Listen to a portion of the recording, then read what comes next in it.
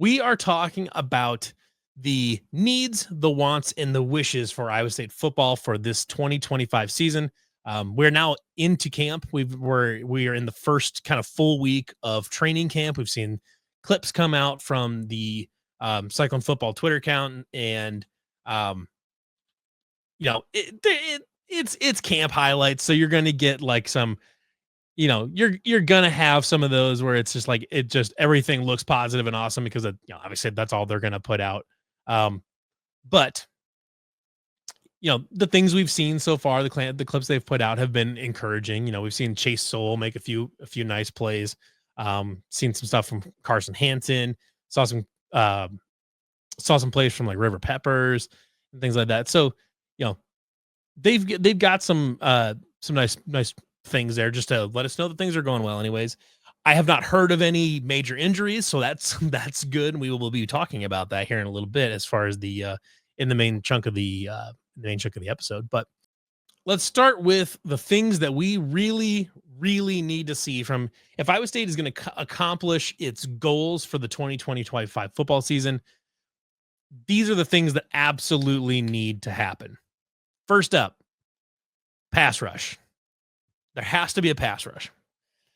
The pass rush at Iowa State has been inconsistent, I would say, at best, bad at worst, since Will McDonald left after the 2022 football season.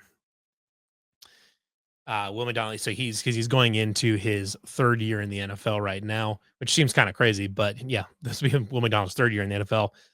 Since he left, the pass rush has been, like I said, been sketchy, been inconsistent. They really need to find a thing there. Do you have a Will McDonald in the room? Probably not. You don't I don't know that there's anybody in the room right now that has the athleticism and the motor required to be Will McDonald. There's a few guys that I think have the size there. We talked about him a little bit last week in our position battles discussion. With Ikeni Yogu and maybe Cannon Butler, maybe it's Tongamoa, not Tongamoa, Camilo Tongamoa. There's a name for you. Haven't heard that one in a minute. But I did actually, I'm gonna do a little bit of cross promotion here. I did do a nice article last week. Nice article. I wrote it. I did do an article last week though, talking about the position battles in camp, which was kind of a sort of a supplement to the discussion we had last week. It's on widerightnattylight.com. You can go there. The different position battles. So I kind of expounded a little bit more detail about all of these. But at defensive end, Akini Eziogu, Miles Mendezoon, Vontre Malone, Tamatoa McDonough. That's who I was thinking of. Tamatoa. Cannon Butler. Somebody's got to step up. There's some size and athleticism there. I think Akini Eziogu is the guy that has the best shot at it. But you got to see more from him though. You can see all the athleticism and the size and strength in the world, but what you need to do to be able to turn that kind of a player into a high-end pass rusher in the Big 12 is motor. They have to be able to keep getting after it over and over and over again. They need to be able to shed blocks, have a good pass rush set. A guy like him, like Akena, who is 6'5", 285, he should not be a run stopper. He needs to be a guy on the outside that has to decide to play with a high motor and to be that kind of guy, to be that kind of pass rusher. If he does that, he has the potential to be a very good pass rusher. The athleticism and the basic raw ability, the talent is there. He needs to step up. Like, frankly, I mean, that's just Akini Eziogu needs to have a big season here. It can be it can be one of the other guys, Tamatoa McDonough. It can be Cannon Butler. It can be Vontre Malone. It can be any of these guys. But I think Akini Eziogu, who's been in the program, he's a redshirt junior. He's been in the program for 4 years now. He needs to make that jump. He needs to decide to fulfill his potential and to get there. He's got all the ability in the world there. I mean, like not that much different size-wise than, like, David Irving was at Iowa State. And famously, David Irving was a tremendously low motor player. But he when he decided to be when David Irving decided that he wanted to play to the best of his ability, he was the best defensive football player on the field most of the time. There's a reason he got a shot in the NFL while having little to no production in college in terms of sacks and things like that. It's because when he decided to be the player that he could be, he was absolutely a disruptive player in the middle of any defensive line. That did not pan out for him because he made his own choices. Um, Akini Eziogu has that type of athleticism and ability to be that type of player. He needs to decide to be that kind of player. And if he does that and can become an effective pass rusher on his own, that opens up so many avenues for Coach Rashid, for Coach Haycock, and the rest of that defense to get a lot more creative in how they can get to the quarterback and be more aggressive on defense rather than just having to sit back and play coverage for 10 seconds. You know, this group needs this group, I think, almost more than any other on the team will have a deciding factor in how far Iowa State goes. Is the rest of the defense good enough to win games without an elite pass rush? Probably. The secondary is going to be probably the best one in the Big 12 again. The linebackers will be very good. But if Iowa State wants to win a Big 12 title and make it to the playoff, and not just make it, but maybe win a game in the playoff, a pass rush, a serviceable pass rush, doesn't have to be elite, a serviceable pass rush absolutely has to be there for if Iowa State wants to achieve the very tippy top end of its goals. The team is good enough to win 8 or 9 games with a bad pass rush like it did last year. It can do it. If you want to be able to get back to 10 wins, you want to, more, you want to, 10 regular season wins. Obviously, they skipped right over that, went to 11 last year. But if you want to be able to get back to 10 wins in the regular season, you want to get back to the Big 12 title game, you want to win the Big 12 title game, pass rush has to be there. Has to be. The next need for Iowa State is another receiver. I know we talked about this last week in our position battles, but this is really a crucial thing. Now, I do want to clarify here that another receiver doesn't necessarily mean another wide receiver. This could it's really what it needs. Another pass catcher is what it needs. There's plenty of talent in the tight end room that like Ben Bramer can be your third receiver. But ideally, you can find another guy out of the receiver room to be this. So that way Ben Bramer, if your third receiver can be the defense's fourth priority as far as dealing with it, but your third receiver can be dangerous, that's huge. I mean, that makes, if Iowa State can find, if Chase Soul and Xavier Townsend pan out to be as good as we think they're going to be, as good as we think they can be, I think Chase Soul is about as close to I don't want to use the word guarantee, but he feels like the most solid, like there's little chance that he doesn't pan out type of player to me. I feel like just his ability, his size, his athleticism, all that combined in the way how good Iowa State is at using different, especially big bodied receivers.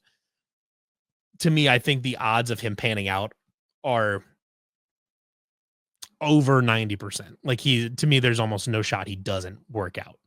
Xavier Townsend, I think, is similarly up there.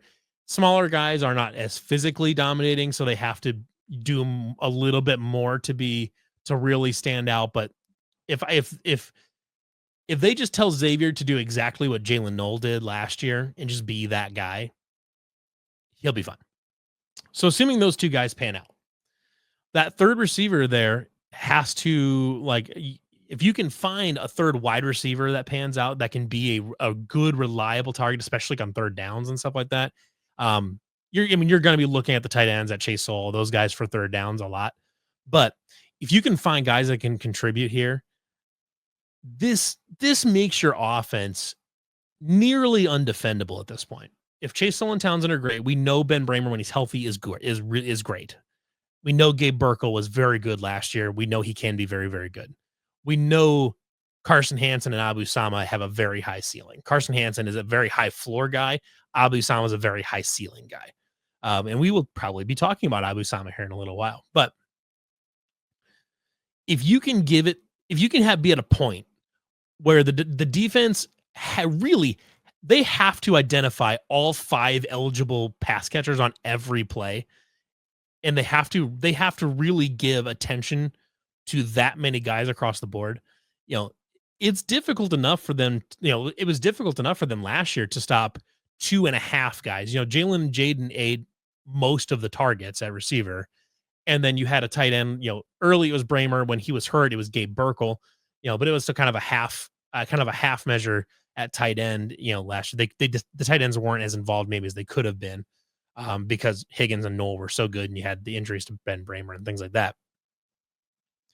But on the field at any one point in time, you're going to have Chase Solo, you're going to have Xavier Townsend, you're going to have Ben Bramer. You might also have Gabe Burkle. You'll have a running back in the backfield that absolutely is capable of being dangerous in the passing game.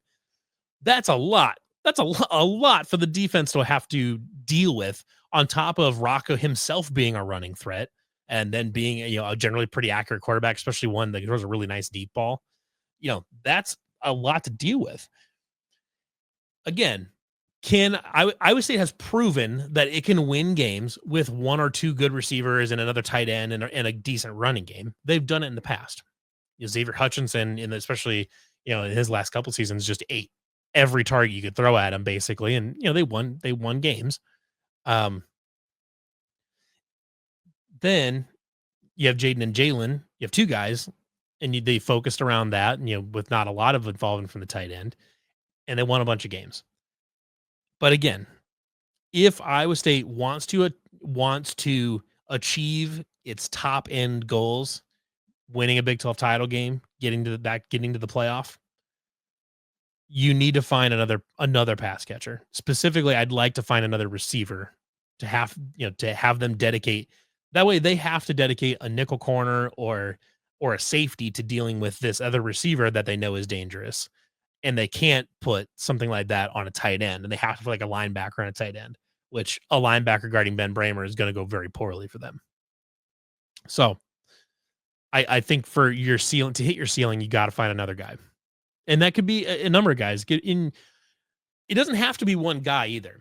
It can be a combination of a few days, and it probably will be. It will be a platoon that fills that role. Eli Green, Daniel Jackson, Brett Eskelson, and maybe it's Dominic Overby or Zay Robinson, which I talked about him quite a bit last week. It could be it could be one of those guys. It could be 3 of them. But as long as Iowa State has a third receiver and is a threat to hit the third receiver on any given play, that creates a lot of matchup issues, on top of the matchup issues that they're already going to create by running, out of 12 personnel fairly frequently, where they have to keep a heavy box, and then Sol and Townsend can do their thing on the outside or whatever it is. Or you get Ben Bramer on the seam up the middle, whatever it is. The offense is in a spot right now where they can already create a lot of problems. Another receiver makes it nigh undefendable. The other need, and I think this is probably the most significant need that is on this entire board, and you may or may not be surprised to hear this, but it's staying healthy. No doubt. I would say it has to stay healthy. Yeah, Jaybird chiming in. Gabe can definitely be a third receiver. No doubt. But Gabe Burkle can absolutely, they can run 12 personnel. And Gabe Burkle, if the defense is locked in on Sol Townsend and Ben Bramer, and Gabe is able to run free off of a tight end or something like that, that's a great win. And that's why I want to clarify that it's really more of finding another pass catcher. Because I don't want to include Ben Bramer as the third pass catcher, because he is his own deal at tight end, where a defense can effectively deal with 3 receivers. Beyond that, it gets tricky, because you're really spreading resources thin at that point. At a certain point, you're asking him to play man and things like that. It can get difficult beyond that. You can deal with three receivers. A fourth gets pretty tough. So, not including Ben Bramer in this, getting Gabe Burkle involved, maybe as a third receiver, whatever it is, will help this whole thing be much easier. Tyler's right here as well. Spread the ball around, not just focus on two receivers. That's exactly right. They're not going to just dump 100 targets apiece into Jaden and Jalen, into Chase Soul and Xavier Townsend willy nilly like they did with Jaden and Jalen last year. They're going to spread the ball around. They're going to get those tight ends involved. You know, it's been Bramer and Gabe Burkle. Behind them, they've got Cooper Alexander, who is, we believe is going to be really good. Keaton Roskop is another one in there. Behind him, that could be something. Tyler Moore will be the F back. He can be kind of the Kyle Juszczyk out of the backfield, angle route kind of guy. There's a lot of fun things you can do with that tight end group that are going to create a lot of problems for a lot of teams. But getting that extra reliable third or fourth pass catcher is going to be huge. But staying healthy, I think, is by far the biggest thing. When you look back at last season, being able to do what Iowa State did with all of the injuries that they had to deal with, especially on the defensive side of the ball, but even on the offensive side of the ball as well, with tight ends and on the in the offensive line. The fact that they were able to do what they were able to do is pretty unbelievable. Is pretty remarkable. Now, they won a lot of close games, which Campbell has gotten a bad rap in the past before of them losing close games, but they won tons of close games last year. They were fundamentally sound in a lot of ways. There were other ways where, early in the game, first couple quarters, it's a little rough, and then they pick it up in the third and fourth quarter. I would say it was one of the best second half football teams, the entire country last year. And when you got, fourth quarter game winning drive, Rocco Becht is the best quarterback in college football. But the health of this team was such a big thing. It was such a big storyline last year, and it affected. I mean, it wasn't just that you were running out, third and fourth string guys at linebacker. It was you're running out. I mean, your starting middle linebacker halfway through the season because of injuries. Your starting middle linebacker was a walk-on true freshman in Rylan Barnes because Caleb Brazina, your other true freshman, was hurt. He'd already been hurt. So you're at one point, I think it's Kansas, you're starting a redshirt sophomore Cooper Ebel, who we have now found out that he was also playing hurt. He just didn't miss a lot of games last year, but he was also playing hurt last year. And then you are playing with walk-on true freshman Rylan Barnes, who for what he was, for the situation he was put into, played very well. I think Rylan Barnes deserves a freaking gold medal for what he did last year. I'm sure he was probably not expecting to see the field outside of maybe some special teams here and there. And he's starting Big 12 games in November. And then towards the end of the season, before Will McLaughlin came back, you've got Bo Goodwin, who's a true freshman, playing there at I think he was on the Sam. I think it was in the Sam linebacker. Or was he on the Will? I don't remember. He was playing as an outside linebacker as a true freshman. I would say he was playing two true freshmen and a redshirt sophomore, the grizzled veteran of the bunch. By the time, by mid-October, there was nobody left there to play. So when you have such young guys there, not only do they get tired because there's just physically not enough people to go around to keep people healthy, but because even Jack Sadowski got hurt, Jacob Ellis got hurt, John Klosterman, your depth pieces got hurt. When you have that, the secondary has to compensate for that, which means that you have to come up and play a little bit tighter to the line of scrimmage to help cover up some deficiencies of where guys are. So it can leave you vulnerable to more deep passes, which we saw against Kansas, where they the complete and total lack of pass rush that game because J.R. Singleton and Dominique Orange were both out for that game, on top of your linebackers being out. I would say it was basically playing a third string defense against Kansas down in Kansas City, which is rough, obviously. So you have no pass rush. You have a bunch of linebackers that don't know what they're doing. So you can't get to the quarterback. Your secondary, which was the best secondary in Big 12 in the Big 12 last year, and one of the better ones in college football last year, they have to play out of position, and gave up a few more bad plays and whatever else just to make the whole thing work. Then by the end of the season, obviously just trying to win shootouts because the defense just can't can't really stop anybody. And oh, by the way, they were also hurt. Malik Verdon missed a bunch of games last year and didn't even play in the Big 12, or he played in the Big 12 title game, but he had this massive, like, RoboCop metal arm on his, I think it was on his left arm, that he was a bionic man at that point. Bo Freeler was told to medically redshirt before that, or to medically retire before that season because his shoulders were so messed up. So you've got a safety that shouldn't even be playing football because his shoulders are so blown out. You've got another safety that has had injury problems kind of his whole career and was playing with basically no arms the last thing. And Jeremiah Cooper, poor Jeremiah Cooper's back there trying to do everything and getting caught out of position. Eventually in the Big 12 title game, Malik Verdon has to come out and Tayshaun James comes in and struggles a little bit. It's much better than he was against Kansas, but struggles a touch, just having to get caught up with everything that's going on. And staying healthy will fix so many of these problems. You stay healthy, your pass rush can be a little bit more effective. Your linebackers, you can rotate them around, you can do funky things with them. Caleb Bacon should be healthy. He is healthy now. He'll have to get back up to speed because he missed all of last year. Assuming Caleb Bacon stays healthy, he might be your best pass rusher. But if you lose linebacker depth again, or you lose, God forbid, you lose like a secondary player like Jontez or Jeremiah Cooper or somebody, like, God forbid you lose one of those guys, staying healthy will fix a lot of the defensive inefficiencies we saw towards the end of last year. Because I don't know if I've ever seen a football team as snake bitten by injuries as the Iowa State defense was last year. It was pretty unbelievable. But on the offensive side of the ball, Ben Bramer's the big one, who was not able to stay healthy at all last year. You get him healthy now. If he can remain healthy, and Gabe Burkle can remain healthy, and the offensive line can remain healthy, because you lost Dylan Barrett for a few games last season. You keep those guys healthy, and you're not going to be able to keep everybody healthy every single week. That's just not how football works. If Ben Bramer can stay healthy, that adds a completely different dimension to the offense, where because it's I know without really doing a deep dive on the film here to show you what happens when Ben Bramer's on the field, it's hard to, all I can do is tell you about it.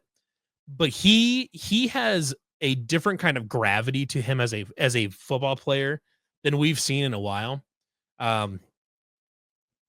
What I mean by gravity here is when Ben Bramer's on the field, you basically have your best hope to cover him is to find your biggest safety and tell him to guard Ben Bramer one-on-one. You're asking your biggest safety. If you've got a safety that's 6'2", 6'3", that's your best shot at dealing with Ben Bramer, because his athleticism, he's much too quick, and much too fast, especially in straight line speed, for a linebacker to reliably keep up with him in on a seam route or something like that. They're just not going to be able to deal with him. He's also 6'7", so the linebacker that already can't keep up with him, IME says, "Go Hawkeyes," and I say, "Fuck you." On seam routes, you can just kind of throw it up to Ben Bramer, and he just kind of comes down with it. He's a good third down target. He forces the defense to essentially compress into the middle of the field a little bit. You basically have to cover him short with a linebacker, and then the linebacker has to release him to a safety behind that can then keep up with him. A safety can probably keep up with him on a deep route, like down the seam or a corner route or something like that, but they're not going to be physical enough to box him out. A linebacker is going to be strong enough to box him out, maybe, but he's not going to be tall enough to do it. So you already have a physical matchup problem, like you did with Charlie Kohler, who was not necessarily the most fleet of foot. He's a good route runner, fairly athletic, but Charlie Kohler made his hay on being able to run really, really good routes. His routes were excellent. And two, being able to really box defenders out and just keep them out of the play, essentially, to where really only Charlie can come up with the ball that you're throwing to him.